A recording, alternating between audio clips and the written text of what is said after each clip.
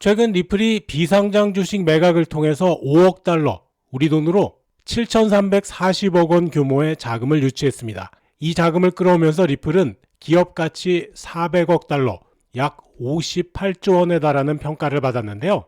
이건 암호화폐 업계에서는 좀처럼 보기 드문 숫자입니다. 이번 딜이 흥미로운 이유는 리플이라는 회사의 내재 가치와 XRP가 차지하는 자산 비중이 어떤 위상을 가졌는지를 보여주는 복합적인 의미가 담겨 있기 때문입니다. 블룸버그에 따르면 이번 투자는 11월에 진행됐고요.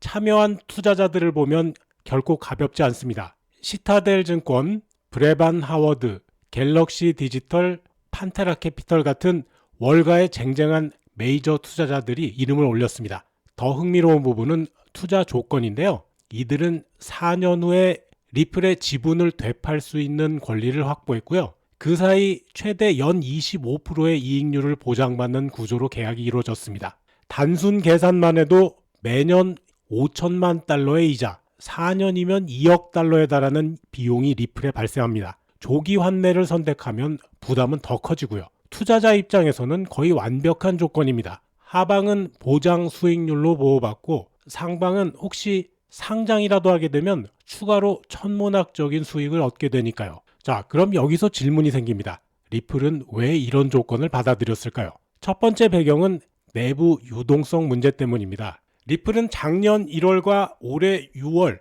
두 차례에 걸쳐서 자사주 매입을 시도했지만 결과는 달랐죠. 1차인 작년 1월엔 리플이 매입하겠다는 예산보다 신청자가 많았는데요. 이유는 아시겠죠? SEC와의 소송이 진행되던 때였고 장기간의 가격 약세 때문에 털고 나가려는 사람들이 많았습니다. 근데 올해 6월은 달랐죠.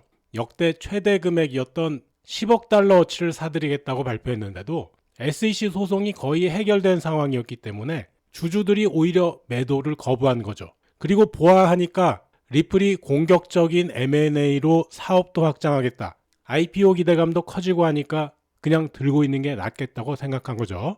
하지만 리플 입장에서는 공격적인 M&A를 이어가려면 외부 자본이 필요했던 겁니다. 두 번째는 전략적인 선택입니다. 리플이 이번 투자로 얻은 건 자본만이 아닙니다. 시타델이나 브레반 하워드 같은 월가 최상위 플레이어들을 지분 파트너로 만들었다는 점이 핵심인데요.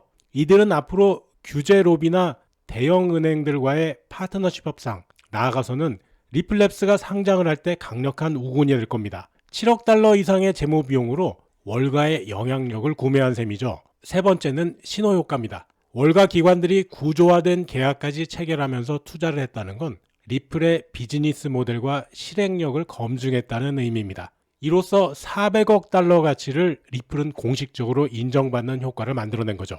이처럼 높은 투자 조건이 가능했던 배경에는 XRP가 리플 보유의 핵심이라는 점이 자리 잡고 있습니다. 블룸버그는 일부 펀드들이 리플의 순자산 가치 중에 최대 90%가 XRP에서 비롯된다고 평가했는데요. 수치로 보면 그 근거가 분명해집니다. 리플은 올해 7월 기준으로 약 1240억 달러어치를 보유하고 있다고 밝혔고요. 최근 가격이 하락했음에도 불구하고 여전히 830억 달러 상당의 XRP를 유지 중입니다. 참고로 이 숫자는 리플의 비상장 주식 가치보다도 훨씬 높은 수준이죠. XRP는 이제 단순한 거래 수단을 넘어서 전략적 자산으로 재조명받는 위치에 올라섰습니다. 물론 아직 IPO 계획은 공개되지 않았지만 리플은 최근 히든로드와 G트레저리 인수를 통해서 XRP에 대한 의존도를 낮추는 작업도 병행하고 있습니다. 향후 기업 공개를 위한 필수 준비 작업으로 해석할 수 있겠습니다. 지금 시장에서 무슨 일이 벌어지고 있는지 조용한 듯하지만 안에서는 꽤나 바쁘게 움직이고 있습니다. 비트코인이 최근 9만 달러 초반대에서 횡보하면서 자연스럽게 알트코인들도 관망 모드에 들어갔죠. XRP도 예외는 아니었습니다. 그런데 바로 이 시점에 눈여겨볼 흐름이 하나 있습니다. 기관들의 XRP 매집이 꾸준히 이어지고 있다는 점인데요. ETF를 통해서 유입되는 물량도 계속 누적되고 있고 그 금액도 만만치 않습니다. 시장이 조정받을 때마다 조용히 담아가는 이 패턴, 이전에도 여러 번 반복됐던 흐름입니다. 그래서 지금이 바로 단기 대응과 중기 전략을 구분해서 생각해 봐야 할 시점인데요.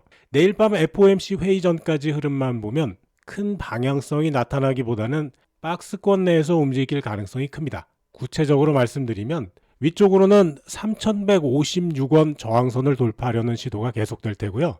만약 이번에도 뚫지 못한다면 아래쪽으로 2,978원까지 밀려서 지지 여부를 다시 한번 확인하는 그림이 나올 것 같습니다. 하지만 12월 중후반 이야기는 완전히 달라질 텐데요. 지금 XRP는 상승을 위한 에너지를 축적하고 있는 단계로 보입니다. 제가 데이터를 종합해서 분석해 본 결과 핵심 포인트는 위쪽으로 3,660원 구간입니다. 이 구간에 17억 4,900개의 XRP가 매물로 쌓여 있고요. 사실상 여기서부터가 진짜 싸움이에요. 이 매도벽을 넘는 순간 3,872원, 더 나아가서는 4,244원까지도 열릴 수가 있습니다. 실제로 많은 분석가들도 12월 목표가를 3,800원에서 4,200원 사이로 보고 있습니다. 그렇다면 지금 시장이 정말 긍정적인 방향으로 가고 있는 걸까요? 저는 그렇게 생각하고 있습니다. 겉으로는 횡보처럼 보이지만 바닥을 단단히 다지는 과정입니다. 왜냐하면 3,000원대 초반에서 꾸준하게 매수가 들어오고 있어요. 차트 자세히 보시면 아랫꼬리가 계속 생기고 있죠. 이건 누군가가 저점에서 지속적으로 받아주고 있다는 강력한 신호죠. 그리고 11월 한 달 동안 이미 충분히 조정받았습니다. 고점이었던 4,500원에서 3,000원대까지 내려왔으니까 약 33% 빠졌죠. 웬만한 악재는 이 구간에서 다 반영됐다고 볼 수가 있고요. 이제는 반등할 명분만 남아있는 상태라고 판단됩니다. 기관의 포지션 구조도 중요합니다. 앞서 말씀드린 4,020원 이상 구간, 이게 중요한 이유는요. 일단 이 가격을 넘어서면 기관들이 오히려 상승을 유도하는 방향으로 포지션을 바꿀 수밖에 없다는 점이죠. 결국 중요한 건 타이밍입니다. 지금처럼 시장이 조용할 때는 무작정 들어가서 기다리기보다는 두 지점을 기다리는 게 좋은데요. 하나는 아래쪽에 2,980원, 위쪽은 3,425원입니다. 이 두 조건 중에 하나라도 충족된다면 진입하기에 훨씬 안정적인 구간이 될 수 있습니다. 저는 이번 12월에 대해서 꽤 낙관적으로 보고 있는데요. 상방으로는 3,425원, 그리고 3,660원이라는 저항선을 차례대로 돌파하는 순간 지금까지 눌려왔던 매수세가 한꺼번에 분출될 가능성이 큽니다. 그렇게 되면 위쪽으로 3,800원, 그리고 그 위쪽으로 4,200원까지 시세가 빠르게 올라갈 수가 있어요. 지금까지의 조정 국면이 12월 반등을 위한 디딤돌이 되는 셈이죠. 녹화된 영상이다 보니까 실시간으로 알려드리기는 어려운 부분이 있습니다.